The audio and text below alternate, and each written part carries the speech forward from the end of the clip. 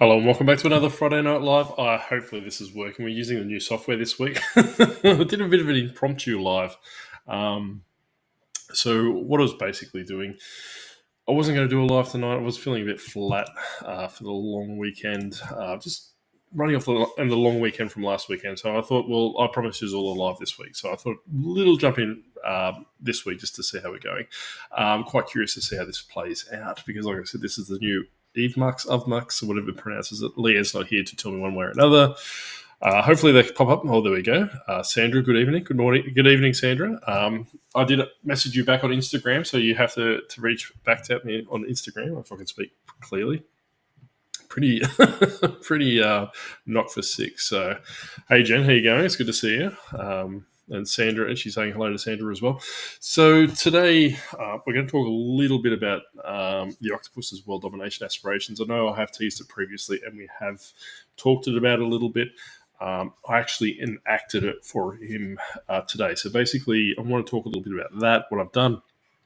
But before we get into today's video, it's going to give you a bit of a bolo, actually, something that I stumbled across a couple of months ago now, actually.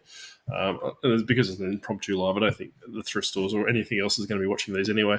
So what I'm going to do is I'm going to jump straight in just to show you what you need to look out for. So these are called Mighty Beans. You probably know what they already look like. They're little capsules like you see in the second screen here.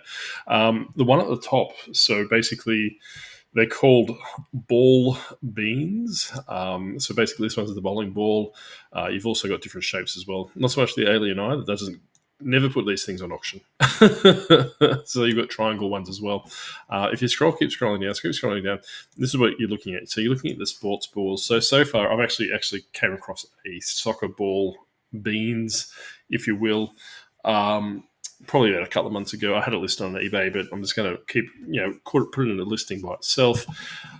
These ones are what they normally look like and all these different things. So definitely keep an eye out for the beans, especially the ball ones. I don't know how rare they are, all these different things. And the reason why I came across these for is because, I'll move that, get out of that way. Shoo. Jump back. So the reason why I came across these for is because what I spoke about previously is all the research on Reddit and all these different things. And for some reason, one day, a Mighty Beans suggestion popped up, if you will, on Reddit, where they're basically talking about Mighty Beans and talking about the balls and all these different things. And I just so happened to find one that day or the day before. I can't remember. It's a really big coincidence. And that's where I found out it was worth, probably $250 depending on the day of the week. So definitely keep an eye out for the Mighty Beans.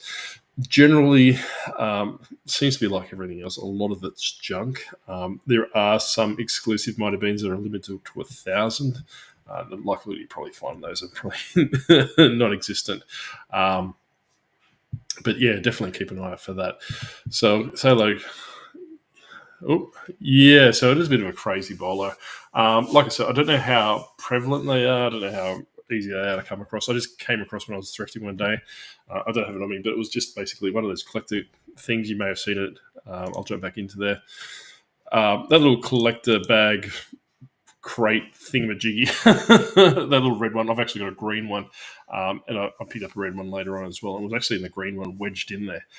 These aren't, the folders aren't designed for them, and they're special edition ones. So I don't know how rare they are or how frequent they are to come across and all these different things. So it might be worth something looking at. But please reach out.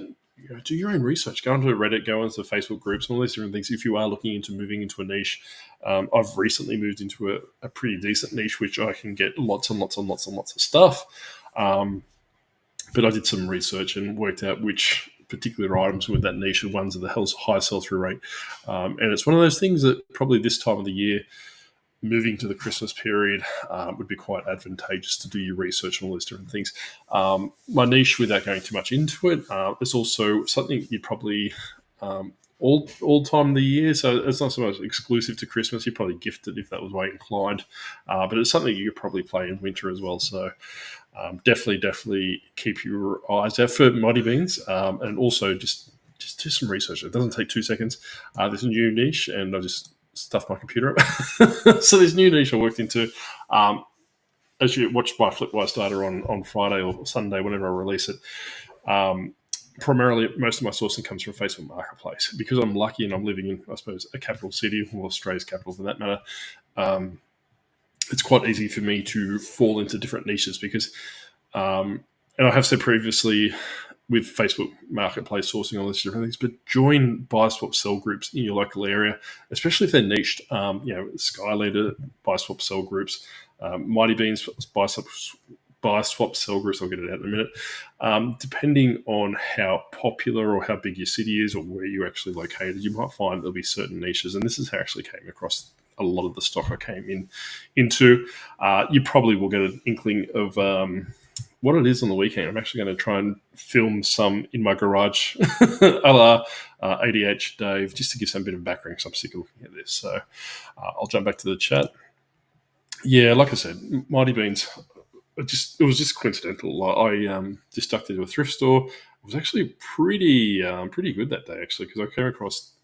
I think it's called Total Drama. It's a DVD series for $1 each, about 4 or 5 DVDs plus those Mighty Beans as well. So I walked out $10. I think the Total Drama stuff sold almost instantly for $60-$70 each. So yeah, like I said, majority of them may be junk. There are you do your own research, but there are exclusive, and I will jump in here because I've got nothing better to do with my Friday night. I will jump quite quickly just to give me a heads up. Moose. So, promo. Hopefully, rare. Yeah, okay. So what I've done you a solid. I'll jump back into it. So these are the ones that I was talking about just then. God, the system's annoying me. So basically, this one's here. These are the ones that are exclusive, and they're limited to 1,000. So this is what I was talking about before. And these go for crazy amounts of money. All right. So these are 400. These are $300 Australian, so $500 Australian. And what I did from the research as well is they're actually the different colors you can see there. So obviously the blue and the silver and the red, they correspond to different regions. So Australia may have had a 1,000 of a certain color. US would have had 1,000 of a certain color. All these different things. So they go for bananas money, $500 Australian. So $500 Australian is probably about, let's say, $375 US. So definitely something to keep an eye out on, because it doesn't hurt to to find something. Hey Sigan, how you going, mate? It's good to see you. I never catch you live because of the time difference. Yeah, we've slid to the right a little bit. We're actually on daylight savings now. I think you probably have a similar thing over there in the States. We're currently 8 p.m, so I don't know what time it translates to over there. Oh, that's good to see you, Raucous Ridge. How you going, mate? Fine, full of people want about eBay. Yeah, it's actually the opposite here. Where I'm in Canberra, I've steered away from pretty much video games and all those kind of things, like what they normally refer to as low-hanging fruit, because you do find that the majority of those people do want above eBay and all these different things. And I probably have destroyed the Skylander market a little bit in regards to that, because before I started talking about Skylanders, I'm going to take credit for it. My egotistical maniac sense. I could get Skylanders for 10 cents a piece.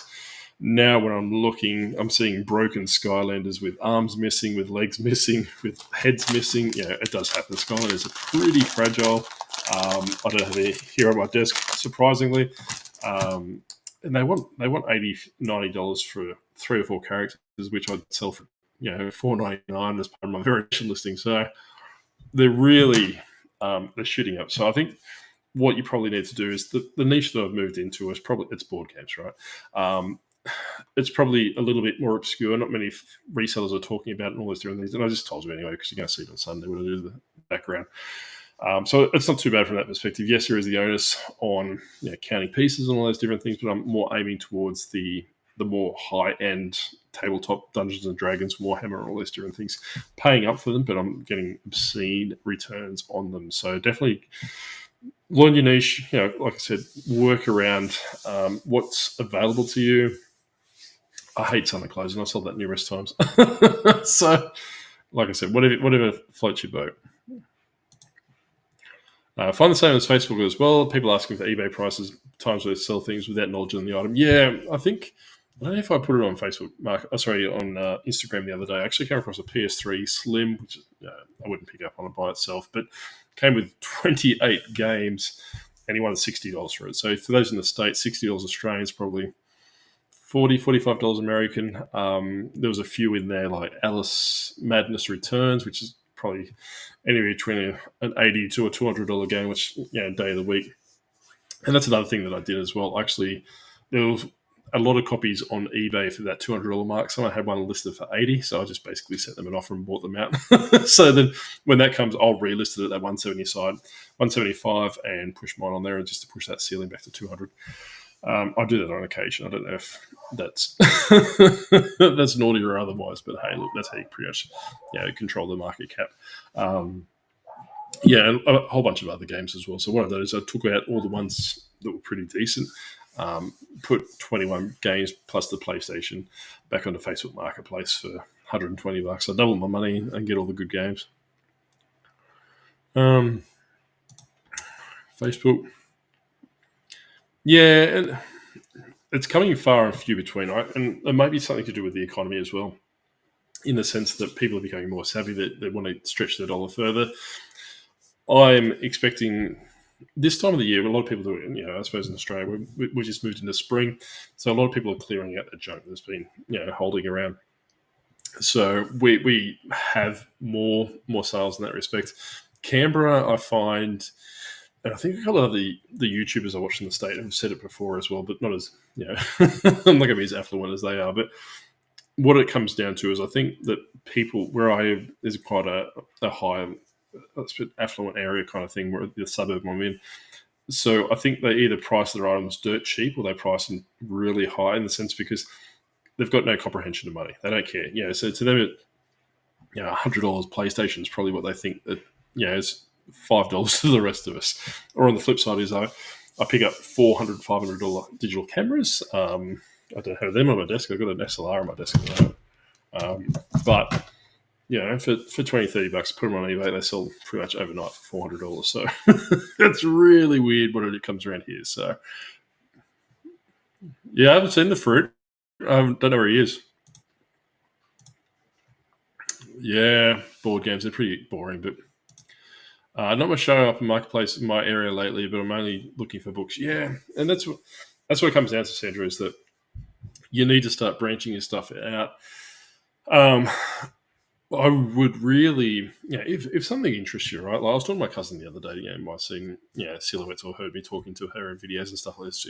She thinks she's some super secret agent, so she refuses to be on camera, but they give it half the chance. She's happy to take a photo of me and plaster it everywhere. But I was talking to her. She's right into arts and crafts and all these different things. She'd probably go fantastic on Etsy. But what I was saying to her is that, if you know how, and she does a lot of glass work, right? And to get the glass shards, like the glass that they normally do, like beads, glass beads, and all these different things, come in very thin strands. Kind of think like a really thin spaghetti strand, probably that would be close to what it is. And they're very hard to get imported into Australia, apparently. So that's a niche market for her. So I said to her, look, get off your ass and go find how to bring these products in, sell it from that perspective, and you would make obscene amounts of money. And I've been watching a lot of YouTube videos lately, is that what it really comes down to, and I had another epiphany, surprisingly not, is that people don't want to do the work. So if you are looking at a potential niche, look at glass, look at the little glass strands. I'm not too sure where it is. Get them in, bring them in, see how you can get them in.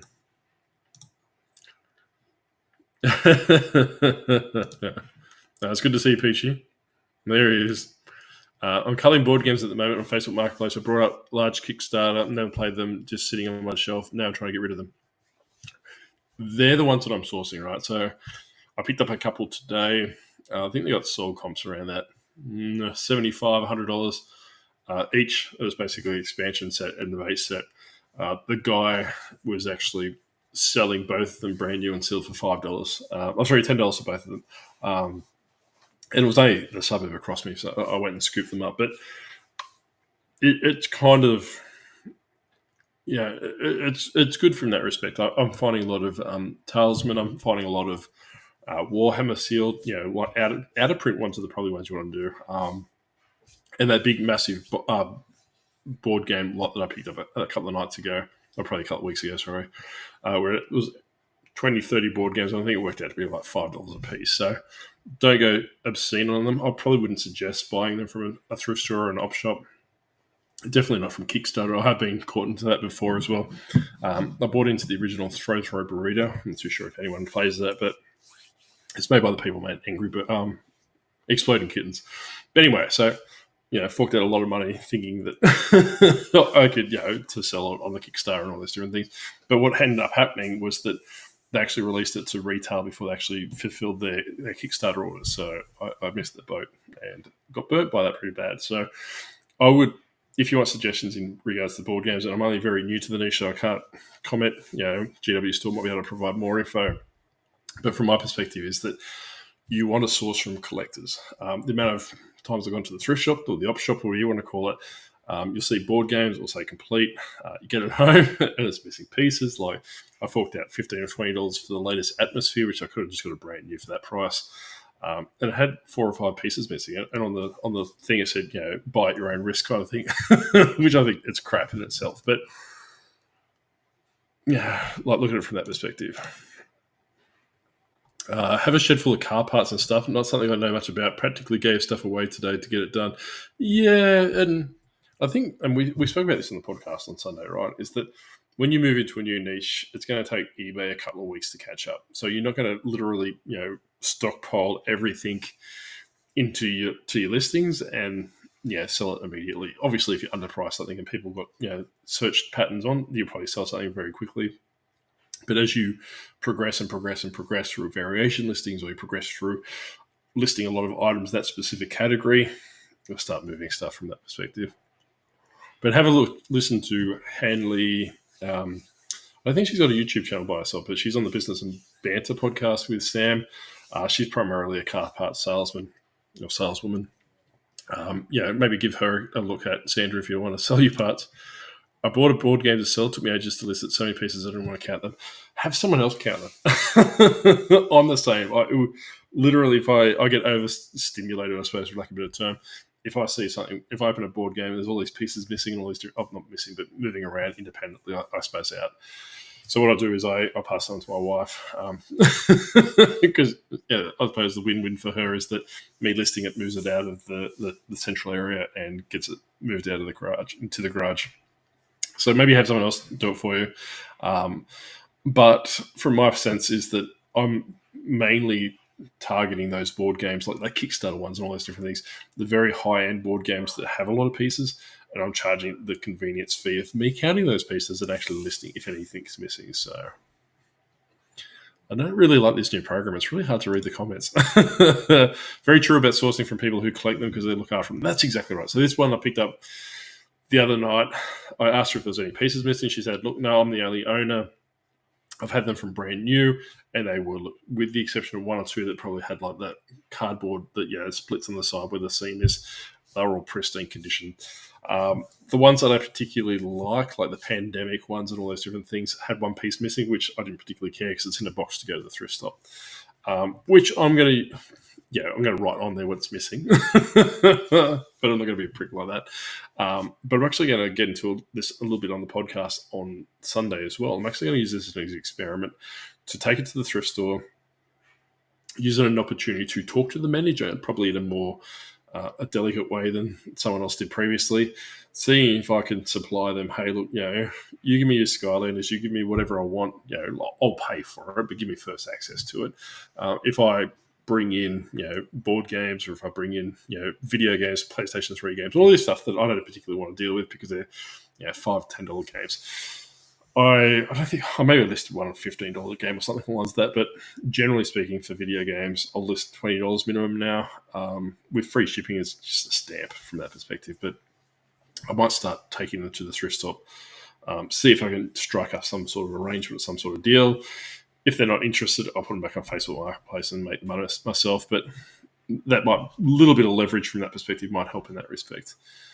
I'd love to get some more car parts. The restoring a car and sell things no longer need. Yeah, it's the same. And that's how I actually got into reselling. Like many, many moons ago, people might have listened to an earlier episode, is that I actually bought myself an arcade machine. Like Sorry, I got a sore throat. Apparently, I was snoring last night. That's probably why it's from. So, page the 1 foot flipper. So, basically, I was talking about arcade machines and parts and all those different things. That's how I moved into reselling very early back in 2004, 2005, that period. I was actually buying the parts on eBay, primarily from Europe, getting them imported, then selling, maybe like importing 3 or 4 boards or like games, I suppose, bringing them in, selling the other 2 for probably 3, 4, 5 times of what I've actually paid for it, because at that stage, people were very adverse to buying online and also buying from overseas. They seen it as a very big risk. I dare say a lot of overseas countries where I was buying from, Italy, Germany, the UK, and all those different things, probably had been selling online and probably established that online presence a lot. They were a lot easier to do. Never had an issue. Never had anything go wrong with the boards. And I would sell them. Basically pay for my board plus make X amount of money on top of that. So, just see someone on the road with a small bike. Asked him if he wanted another one. Oh, similar bike. Okay. So that was a small bike. Had 164 counts as a 39. Probably miscounted the first. That's something that does my head in. I was actually listing some Thomas the Tank Engine minis today.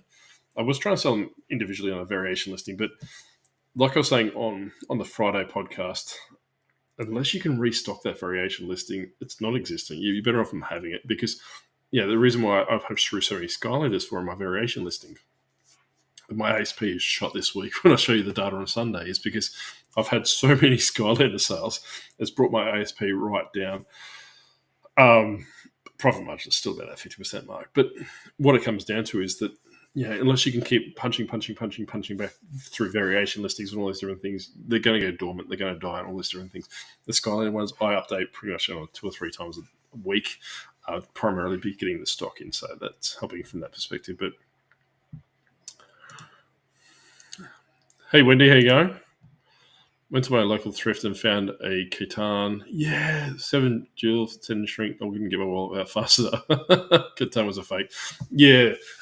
That's something that's what goes back to. All right, so basically we're talking about board games now.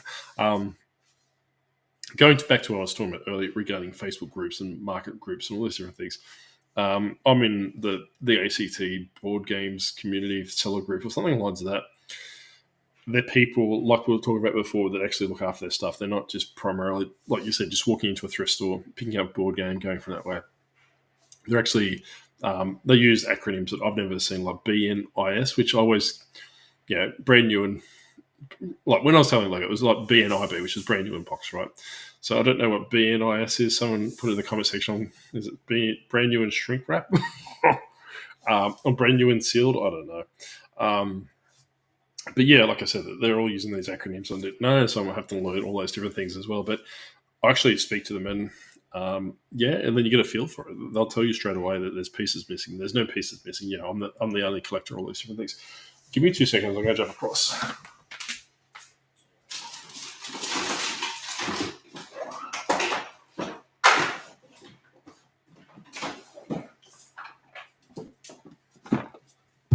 All right. I'm back. So I picked up these on Wednesday. So I picked up these on Wednesday, I think it was. So these are 2 board games, obviously. So you might come across this before. Like, this is, like I said, it was from a collector, his stuff. There is a bit of wear to them, which is not too bad. But he's actually got... so that's actually 4 board games into the 2 boxes. So he's actually got expansion sets. I think this one's the expansion set. However, he's had 2 other expansion sets and actually combined it into 2 boxes. It doesn't actually hurt the sale value, actually. Like, especially people with Descent. Descent's another one of those ones. Apparently, he explained it to me. This guy was going on about the board game, and really, you kind of want to suck up information you can from the collectors community. And I think that's why I do really well from Lego. I hate building Lego. I think I've said that before. But because, I was talking to people, engaging with people, learning, listening to what they were saying, excelled me through from the Lego perspective, right? Like I said before, I was one of the probably top 5 sellers for a long period of time before they brought or eBay brought on external places like Big W or Walmart for over here. It's because primarily I listened and did a lot of forums and a lot of reading and all those different things. Really short. If I can shortcut something, I'll shortcut something, right? So realistically, I was getting tidbits information. I was jumping into forum posts, asking questions, going from that perspective. Wasn't reading through walls and walls and walls of text. I was asking pointed questions, getting that information, getting out, going from that perspective, right? Same with this thing. This guy was basically spruiking stuff I didn't understand from what he was saying from a board game perspective.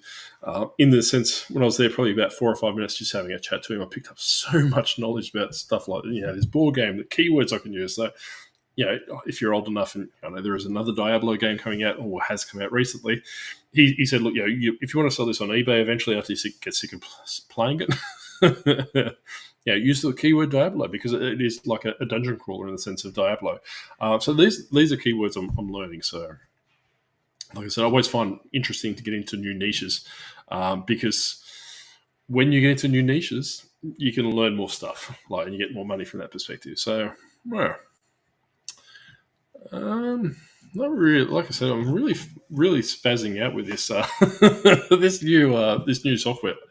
Evmux or Evmux, I'm not too sure what it is. Because realistically, I can't show you my side of the screen, but the comments are on the other side, and it's just a bit clunky and a bit janky from the back end. Really good to record with, but on the other side, it's a bit crap. But why I wanted to do the live for tonight, so I think a couple of probably close to 6 months ago now, before someone diagnosed me with lung cancer, which turned out to be a no-show kind of thing, which is fantastic, by the way. I was going to do like a Octo's business building YouTube series, something along that. I actually launched that today, right? So I did make reference in a live probably a while ago, maybe a couple of months ago, is to potential little things you can do to get money, get your name out there, all those different things. So you don't necessarily need to rely on reselling.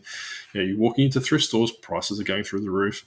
Like people were saying, people on Facebook Marketplace want eBay prices for board games. These board games, I paid up for them, but I'll probably list them 4 or 5 times the price I paid for them, right? But what I did is I actually mentioned cans, right?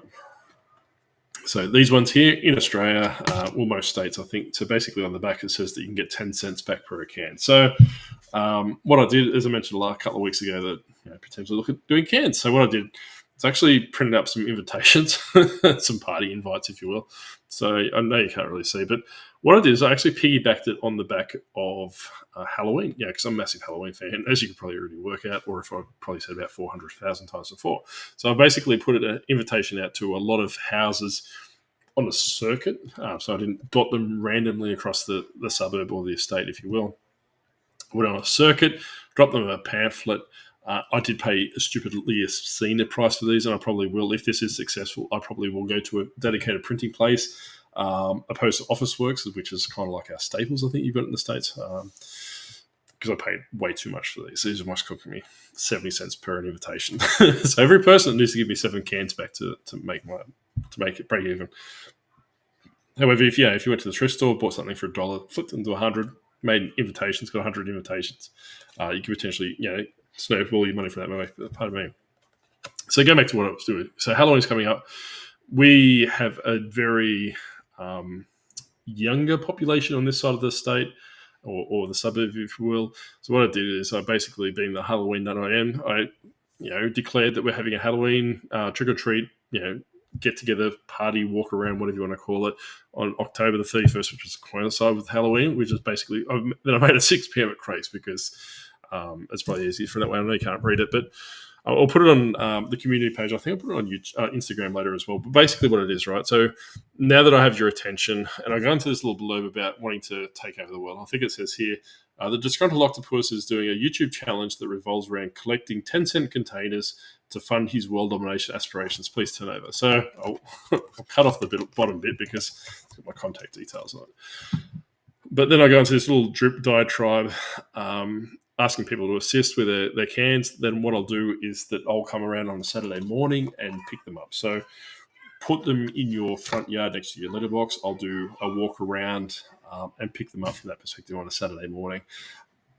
Not expecting too many tomorrow morning, but what I'll do is I'll walk around the predetermined area, having a chat to people because they're probably curious. I did put on there saying, hey, look, if you see me walking around, come out for a chat. Kind of community build from that perspective. That's what I'm doing in that regards. So I am going to film that. I am going to do a YouTube series on it to see what it does from that perspective. If we are lucky enough to generate some sort of income or some meaningful income from that, I will document that. I will redirect that funds into different things, and like probably a website, some merch, which some Chinese companies actually reached out to me and sent me a promo or a prototype of an octopus, and it's actually got the colouring right, so it's a bit weird.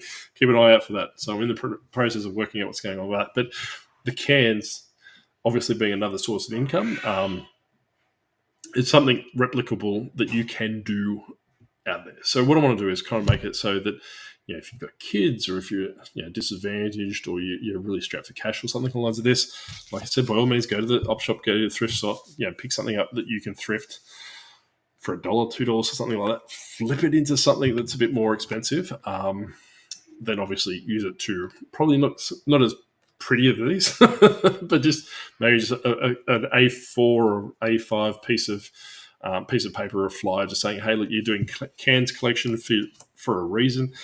I just put there like some smart ass comment saying that, for World Domination aspirations, because I was going to make it, my son wants a new computer or he wants to go to Japan, which he does, and he does. However, I asked him to help me today, walk around, just put him in a letterbox. I'll do all the work. No, I don't want it to work. So I'm not going out of my way to redirect all the money to him if he's got no interest in doing it.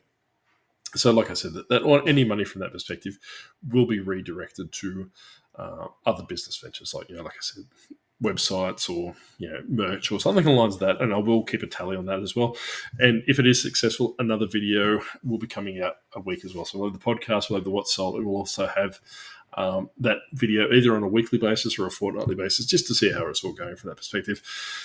I am going to spin it in the sense of saying, hey, look, it's not necessarily reselling that video. It's more community building. It's more fitness because I'm actually hopefully getting off my butt and going for a walk and losing a little bit of weight.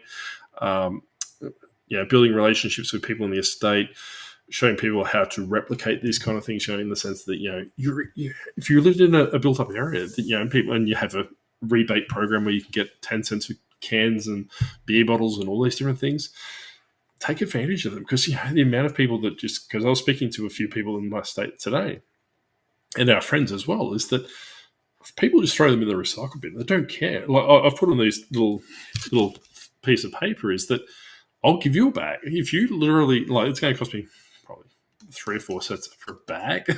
I'll drop a bag off. If you want to fill the bag up, I'll come pick it up. One of the questions, and I have to catch up with the chat. No, I think I brought up the chat. Where's that? Can't wait to buy your first Euroboard game. If you get the wife to count the pieces, you might need to pay her. I actually did come across a German board game that comped out at $500, and I paid for it. So, luckily, it was unpunched, so that's good. That's another keyword if you were into the board games. So generally, when we go back to the cans, is that one of the questions, or one of the people that I did speak about this before, is that they're basically saying, hey, look, if you do get stupid amounts of cans,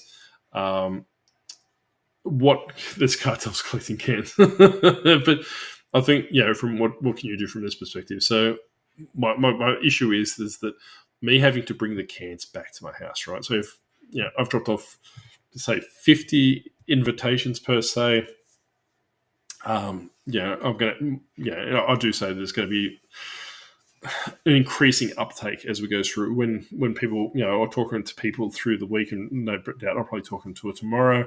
They probably see that I'm only slightly unhinged and not a creep, or not a creep all the way. And I will have to start doing runs back at home, depending on the amount of cans. I'm walking and not driving. I'm trying to be environmentally and healthy as I can. But that's what I'm saying. So I'm going to try and work it out from that perspective. But I've also found a company in Canberra that will actually come. You basically log a job, or you basically call them they take a 3 cent fee. So they take 3 cents out of that 10 cents, give you the 7 cents, and actually pick up the cans and dispose of the cans for you. So you don't have to go drop them off, because as it currently stands, I don't have a Dymo label, but with our cans in Canberra, you print off a label from the machine, stick it on your bag of cans, put it in a shipping container, goes away, gets counted, and they put the money straight into your account per se. So you don't have to feed cans through a machine like you do in New South Wales and all those different things. So that's something that I'm doing at this stage. It mightn't be successful, it might flop, but hey, look, it's something to do, and it's something that you could probably replicate quite easily, actually, like pretty low cost. And yeah, I do realize it's only 10 cents, but hey, look, a decent bag of cans might be $10. So, wait a second, I'm gonna catch up. So cartels collecting cans. My local council collects them and pays people at the door. Yeah, that's right. So we've actually got salvos down south of Canberra as well that actually has some sort of redemption depot there that I don't know how it works. You drop the cans off and they give you the money from that perspective. But I actually something for free for while you're listening to the live anyway. So actually, my post office I go to, whenever I do international labels, if you're in Australia, you probably know what I'm talking about if you're selling on eBay. When you print out an international label, it's half an A4 sheet of paper and all these different things. I got rid of my printer because the ink was going dry before I actually started printing international labels. It was becoming cost ineffective to do it from that perspective. I just email them to the post office now. They actually print them out to me for free, like the international labels. They have them sitting there waiting for me when I arrive. I actually gave them 2 of these, and they basically put them in their crew room. And they've actually, because I'm really chummy with the manager and the I suppose the counter staff there, so they're actually going to start collecting cans as well. So don't just limit it to that. It's limited to your imagination, right? So realistically, I could probably go to like a takeaway shop. My work, we drink copious amounts of cans. Just put a bin there and basically drop the cans in there. My proximity to where I work, I probably get support from the hierarchy. And as long as you're cleaning up, as long as you're not being an inconvenience, as long as you're not going to be a pain, it should be doing all these different things. It should be quite easy to go from that perspective. But like I said, we'll find out. There's no one in Canberra that I'm aware of that does it. So if I'm not here next week, I've probably been taken out by the mafia, the can mafia. But it's something that you could probably do at home, or if it's you've got young kids, they want to earn some pocket money and all these different things. Yeah, tell them to be entrepreneurial. We have people who survive pushing their bicycle with rice bags from recycling bin to recycle bin. They need the cans more than we do. Yeah, and that's right. So. But all right, so from that perspective, I agree. However, I've never seen that in my state, right? So and I suppose for every bin they go through and get the cans out, there's probably maybe 100 bins that they can't get to just by feasibility. Because in Australia, I can't speak for everyone in Canberra, in Canberra, I can't speak to everyone in Australia or across the world. Bins only go out like very early or the late at night. So they've only got a very short amount of window to get around the cans and all those different things. So it's the same as thrifting argument, right? So should we be going to thrift stores and buying things because, the disadvantaged need all those different things? And to me, that's entrepreneurial. I actually like seeing people, using, their situation to do it from that perspective. Bottles are worth 10 cents per cans. You can get more money at aluminium recycling place. Yeah, I'm not that sold into it, to tell you the truth. I'm just going to basically just give it to, from the cans from that perspective. And depending on how lucrative it is, I might, donate a cent to, homeless shelters or something along to that. So we'll go for that way. Go to Ben Simmons shirt. Yeah, it's a fake one. Peachy, I thought I'd wear it for you. No, I don't know. I picked that from from the salvos for $3.50 a very long time ago. So I actually just wear it. Yeah, like I have seen people do that around the major areas, major city areas, and I suppose the major commercial areas in Canberra per se. But like I said, that realistically, really, I really don't have a rebuttal. But like I said, you can always go. you always take advantage. There's always marketplace. Like realistically, it's a very cold and calculated way of looking at it. If you're not going to do it, someone else is going to do it, and that's an opportunity for you to, you've wasted. So from that perspective, so my ghost is back. I've got the windows closed and the breeze is going. Go to a Raiders game, take garbage bags, 2 kids, 5 minutes to collect easy bucks. Yeah, I'd probably draw the line there. So, but and I haven't invested into speaking to clubs and restaurants where I'm 100. I mentioned before 200 meters around the corner, there's a parcel locker, and on the back of that there's a big decent sized restaurant that's very popular. I have seen them throw their cans and their bottles just straight into the trash after closing time and all those different things. Because I don't normally lodge my parcels at 10 o'clock at night to parcel lockers. If you're in Australia, when you lodge it into a parcel locker, it counts as an entry scan into eBay. It doesn't need to be in the Australia Post office hours. So I normally go up there at 10 o'clock just to get all the orders come through that day, put them in the parcel lockers, and then I see the guys closing up the pub, taking it to the garbage bin, all these different things.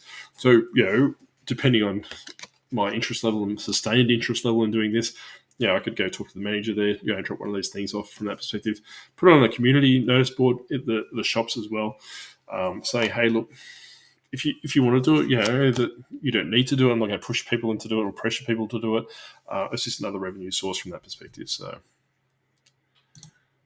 yeah, yeah, that's right. Yeah, you're right, Adam.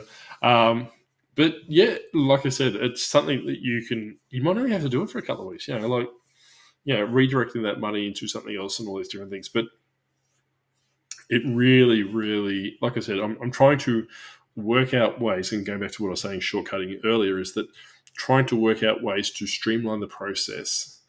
This comes down to processes and policy, procedures and all those different things, which if you watch YouTube, you hear a lot of YouTubers talking about it. How can I make it easy? So depending on how successful this is, my mobile number's on the other half. That's why I folded it up. I don't want every man and the dog ringing me, but I have put my details on there in the sense of saying, hey, look, depending on how successful it is, and obviously I'm going to branch out further and further and further into the estate, I'll probably make a WhatsApp group or I'll make a Facebook page or something along the lines of that, and say, hey, look, Adam, for example, or Leanne or Peachy, or whatever it is, you got cans, they're clogging up the garage or something along this. Your wife or your husband's getting mad at you from all these different things because they don't want to wait for Saturday for me to come around. Drop them off at my house. And so, that gives another opportunity for people to basically say, hey, look, I will come pick them up on a Saturday. However, if you want to get rid of them today, or if you got like a party on, say, Monday night for some stupid reason, Saturday morning is probably not the best point. It's probably better Sunday morning, Sunday afternoon to pick the cans up. But hey, that's a test and adjust thing. If you have a party, by all means, swing around, drop your cans off, whatever it is from that perspective. Like I said, I'm not doing a whole letterbox drop on the estate. I'm moving in blocks and blocks and blocks and blocks and blocks. There's one part of my estate that's quite affluent in the sense that, probably multi-million-dollar houses. I would love to get up there and basically do all these different things. And going back to what Adam was saying as well, with the 10 million cans, is that if you are a reseller, you can tell people these different things. Because you see a lot of people outside, they're talking all these different things. Tell them, obviously, you go, hey, look, if you've got a daughter, if you've got a husband, your workplace, all these different things, start feeding the cans to me. Or, hey, look, you're selling video games, or you're selling Skylanders, or you're selling blah, blah, blah, blah. So that conversation migrates from there. So the can collection has a massive effect on my local river. I like your community idea with the bottles and the cans. Good way to meet people in a better environment. Yeah, that's right. That's exactly right. So if I'm going to be completely honest, everything else is secondary to the extrinsic point of view, like in the sense of I want to make money. So everything else is a happy side effect. So the community aspect, I love talking to people, hence why I'm on here. So I've got no problems with that. My dog and me are fat, so in the sense we can get out and I'll take Toby for a walk, take me for a walk. Part of the YouTube series is I'll actually do like an updated weight check-in every week as well, just to give you an idea if I'm getting fatter or skinnier. Talking to people, I talk to a lot of people out there anyway. Obviously, building connections, networking from that perspective, in the sense of saying, "Hey, look, do you mind taking one of these to your workplace, or would you be interested in, bringing your cans home from all these different things?" Because I've got to be very careful how I say this. A lot of the people in my estate, they're probably greedy. They're very environmentally inclined. So if they can see it as being doing something that supports a cause, obviously that if people ask me, I'll tell them what I do. Because I do want to upgrade my computer. My computer is lagging. Whenever I try and video edit, it just almost blows up in my face. So I want to do all these different things. So, if they get into the thought pattern, obviously change that way of thinking. If I'm just going to throw these things in the bin, I'm going to toss them out anyway. I'll just put them in the bag that the octopus has given me. You'll come around on a Saturday morning, pick them up. And that's what it comes down to. You need to be consistent, right? So I tell you people, you're going to come around and you don't see it for 3 weeks. Going back to that WhatsApp thing that's why I'm going to probably communicate those different things. Hey, look, it's raining. I'll drive around this afternoon, or I'll pick it up next week, or alternatively, come bring it back to me. All these different things, right?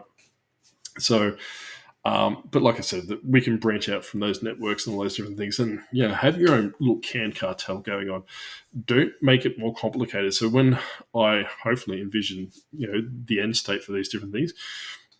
Once I get to the mature state for this can thing, if it is successful the way I'm hoping it goes, I'm probably going to try and funnel it to either people bring it to me or I'm in a central location. Then we go from that perspective. So people I'm finding, they would rather give me the cans, and this is a conversation I had with a guy at work, is that would rather give me the cans to do the 2 seconds of work than do it themselves. So even to them, it might be, it's not worth my time, bagging up $5 worth of cans, taking them to the depot, dumping them off, coming home. But if you get $5 of cans from every house, you start looking at it from that perspective.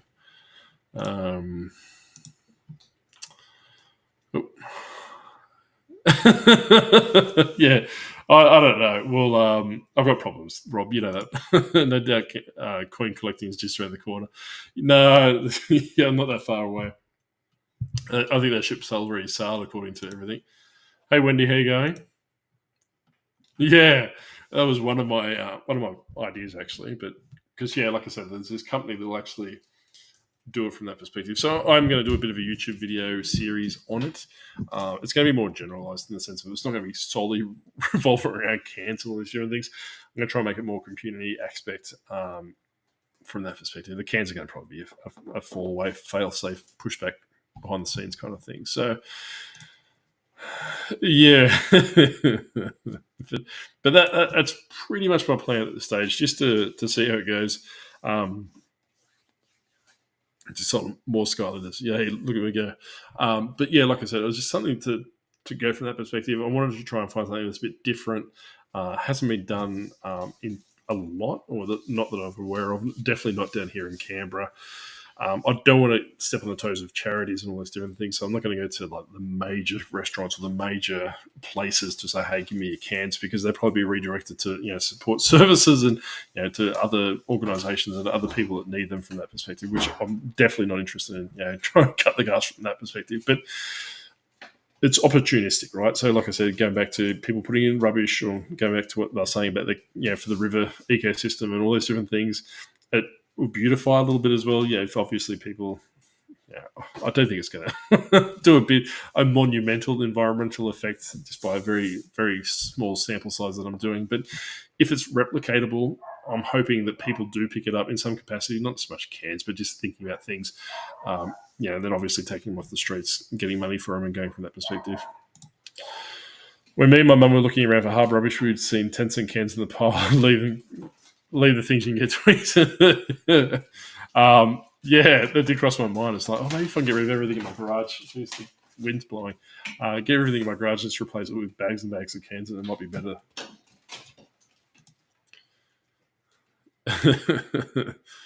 How's those Brisbane Lions? I don't know. Like, were they in the finals? Were they? I don't watch AFL, so I can't really comment one way or another. But but board games, cans. My resident ghost that's playing with the curtains, even though the windows are closed. That's pretty much it for tonight. I don't know. Like, it's a bit clunky, this system. I might go back to StreamYard. But how's everyone's week been? I suppose I better ask a couple of questions before I wrap it up to make sure everyone's been going well. Q4 is well and truly getting into the swing here. I did mention that, I'm like, I'll show you my Flipwise data. Give me 2 seconds. I'll bring it across. So I'll get rid of that. Shoo. All right, give me 2 seconds. I'll just bring the Flipwise data across.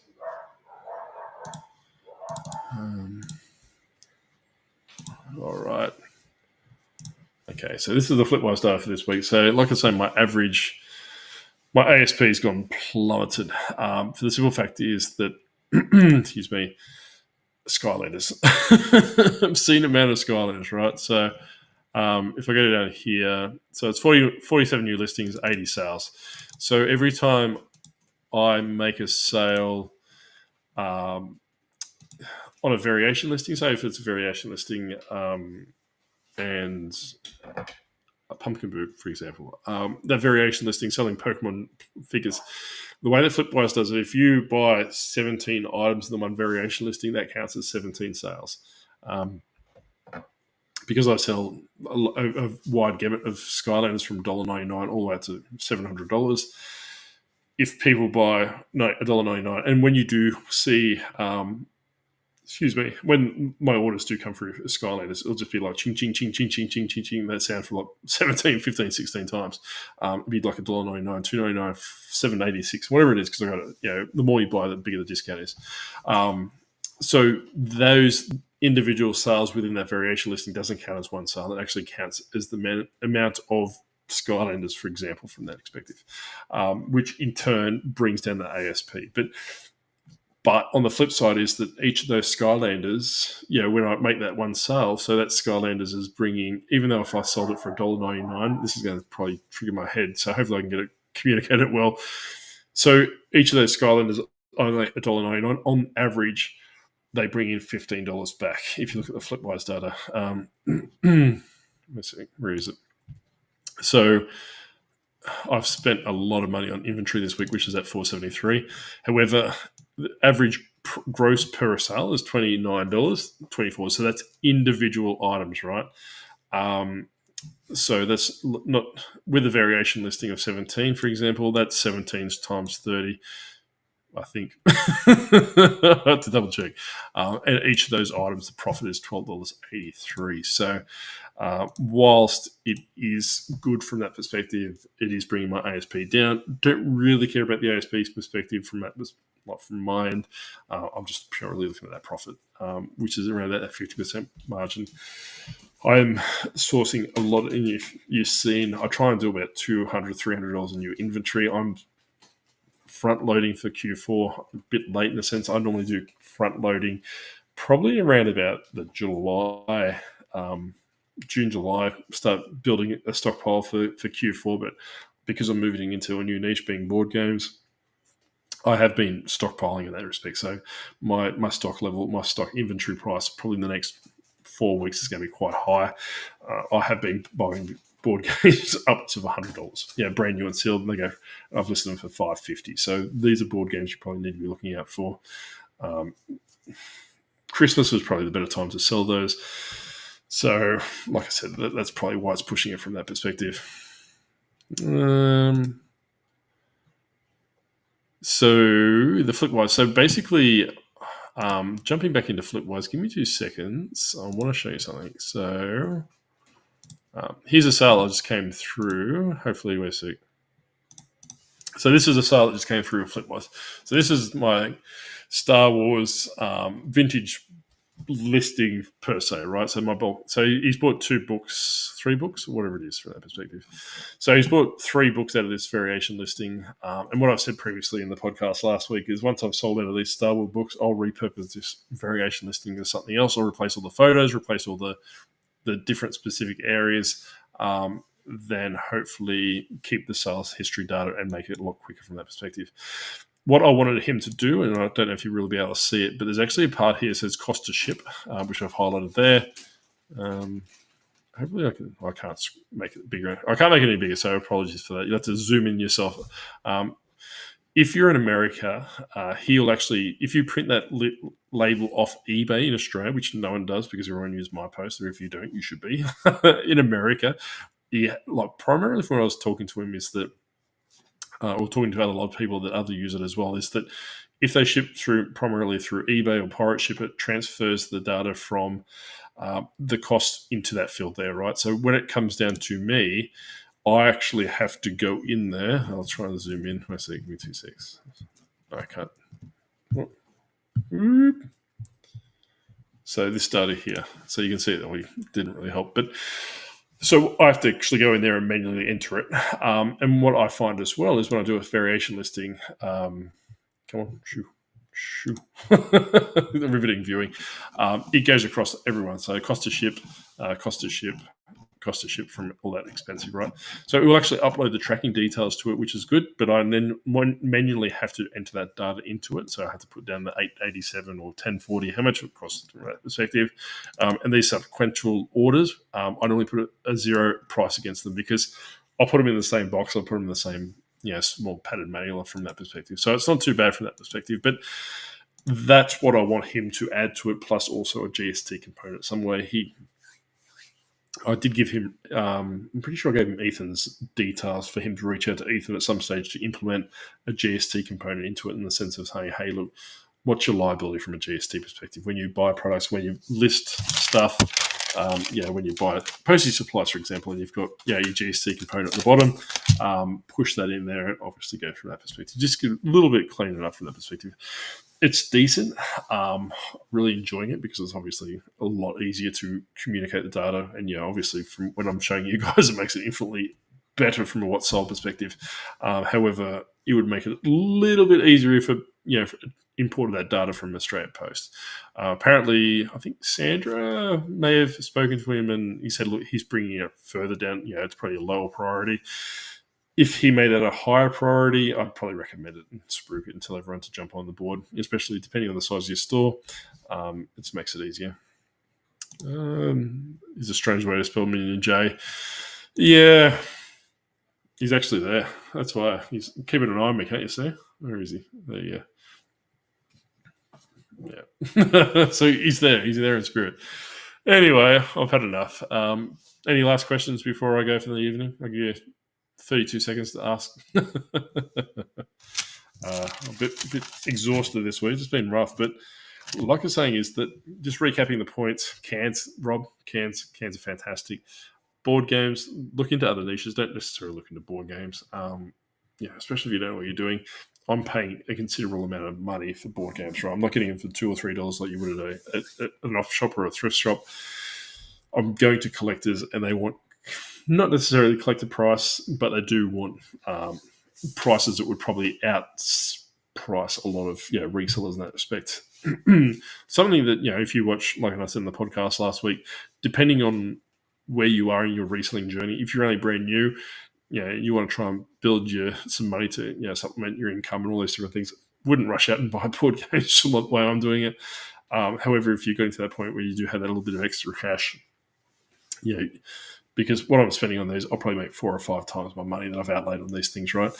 So, like I said, just don't go out, rush out, do all your research, go through Reddit posts, go through Facebook groups, join Facebook groups. Don't join board game groups, but join Facebook groups. Sit in there for a week or two, get a feel for it, listen, get a price, gauge a price, and all those different things. Watch YouTube content. Don't necessarily watch YouTube retelling YouTubers like, I'm not going to say Commonwealth Picker, but stuff that don't really give you any benefit from that perspective. I've been watching a lot of YouTube channels that talk about selling Pokemon cards, for example, and how they run their Pokemon card business. I'm not going to sell Pokemon cards. I have no interest in selling Pokemon cards. However, that stuff that the stuff that they teach you in that perspective is transferable to businesses, for example, right? So I think I've said it before and I'll say it again, is that my end game is not to sell on eBay indefinitely. It's to get up enough income to move that money across to something else. Whether that would be opening a store, selling Octopus merchandise, or selling, not courses, but selling some other sort of product. So, basically bringing that eBay money across, plopping it down to another business venture to, further build that. Because I'm kind of trying to get away, like risk mitigation, right? So like we said before, is that, if eBay bans you, especially in Australia, you're out your ass. It becomes infinitely harder to make that kind of revenue or money from that perspective. So I might sell Lego on a Shopify store or Wix store, I think they call it. But like I say, is just do watch a gamut of reselling videos in the sense of, like businesses and all those different things. If you're that way inclined, if you just want to watch it from an entertainment point of view, good. Like I said, sometimes I just want to, turn on the Commonwealth Picker or ADH Dave or Grumpy Granny and just watch their stuff and just vegetate. But on the other times, I want to say, all right, I don't necessarily know how to sell on an online platform or a Shopify store and all those different things. So I'm going to gravitate to businesses that do that, like Pokemon cards or people that make their own plushies or collectible toy figures and all those different things. See how they do it, what they do to build their brand, to build their product and move it from that perspective. But anyway, I think I've rambled enough and I'm losing my voice and I won't have any chance to talk to Grumpy Granny on this on the weekend. She'll do all the talking. But thank you very much for tuning in. I apologise for being a late notice live. Like I said, I wasn't really going to do one, but I thought, well, if I put it out there, I was going to do one, so I might as well stick to my word. But anyway, hopefully everyone has a very good night, and I'll catch you next week. Bye. Let me sit here awkwardly waiting for the broadcast to end.